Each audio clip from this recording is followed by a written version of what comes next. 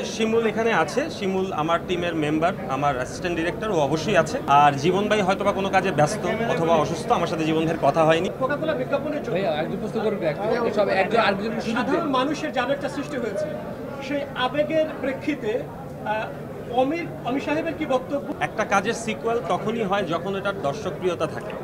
So female 1 করার পর যখন আমরা দেখলাম দর্শক এই কাজটা পছন্দ করছে, তখন আমরা এটার সেকেন্ড পার্ট করি, থার্ড পার্ট করি।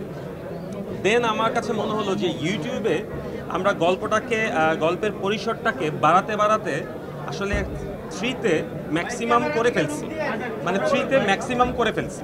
তখন আমাদের কাছে মনে হলো এর চেয়ে বড় করে, এর চেয়ে আরও অনেক নতুন কিছু অ্যাড করে আমরা যদি গল্পটা বলতে যাই, সেক্ষেত্রে আসলে ইউটিউবের পরিসরটা আমাদের পরিসরের সাথে মিলছে না।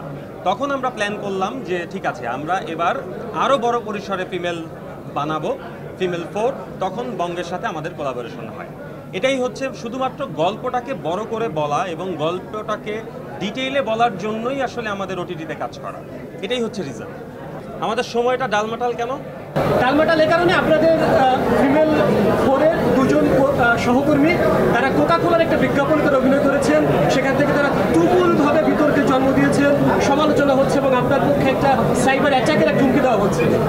এই সময়টা আপনি কি মনে করছেন যে ফিমেল 4টা ঠিক মতো যাবে? অবশ্যই ঠিক মতো যাবে, কারণ আমি আসলে পরিশ্রম করে কাজটা করেছি। আমি বিশ্বাস করি যে মানুষের পরিশ্রম কখনো বৃথা যায় না। আমার টিমের প্রত্যেকটা মেম্বার সবাই যথেষ্ট পরিশ্রম করে তারপর এই কাজটি আমরা করেছি। এবং আমার বিশ্বাস মানুষ যারা আমাদেরকে পছন্দ করে, যারা আমাদের কাজ পছন্দ করে, তারা অবশ্যই, যারা ফিমেল 1, 2, 3 দেখেছে, তারা অবশ্যই ফিমেল 4 দেখবে। যদি 10 জন মানুষও দেখে, আমার বিশ্বাস ওই 10 জনের মধ্যে থেকে 8 জন মানুষ বের হয়ে বলবে যে ফিমেল 4টা ভালো লেগেছে, আপনারাও দেখুন। কোকাকোলা বিজ্ঞাপনের জন্য একজন প্রশ্ন করবে, সব একজন আরেকজনের সাধারণ মানুষের যে আবেগটা সৃষ্টি হয়েছে, সেই আবেগের প্রেক্ষিতে অমি সাহেবের কি বক্তব্য? এবং আমরা এখানে জীবন এবং শিমুলকে সেভাবে দেখছিলাম, যদি শিমুল ভেতরে ছিলেন, তারা দুজন কেন এই প্রেস কনফারেন্সে নেই? এবং আপনি পরিচালক হিসেবে আপনার বক্তব্যটা কি, জবাবটা কি, এবং তাদের পক্ষ থেকে আপনাদের কোনো বার্তা আছে কিনা সাধারণ মানুষের প্রতি?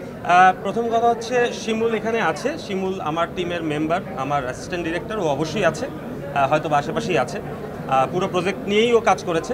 আর জীবন ভাই হয়তো বা কোনো কাজে ব্যস্ত অথবা অসুস্থ, আমার সাথে জীবন ভাইয়ের কথা হয়নি। আর আমার যা বক্তব্য সেটা আসলে আমি আমার ফেসবুকে স্ট্যাটাসের মাধ্যমে দিয়ে দিয়েছি। আমি 2 বার বলেছি, আমার দর্শক যারা আমাকে ফলো করে, যারা আমার কাজ পছন্দ করে, যারা বিভিন্ন ধরনের প্রতিক্রিয়া জানাচ্ছে আমাকে, তাদেরকে আমি আমার বক্তব্য পেশ করে দিয়েছি। এবং তার ফেসবুকে তার ছবি এবং মানে তার সব কিছু দেখলে মনে হয় যে সে খুব সিরিয়াস, খুব গম্ভীর এরকম লাগে। তখন মনে হলো যে আচ্ছা, এই ক্যারেক্টারকে আমরা যদি একটু ডিফারেন্টভাবে দেখি তাহলে হয়তো বা একটু নতুন মনে হবে। সো তখন নীলাকে আমরা অ্যাপ্রোচ করি এবং নীলা আমাদের সাথে কাজ করে।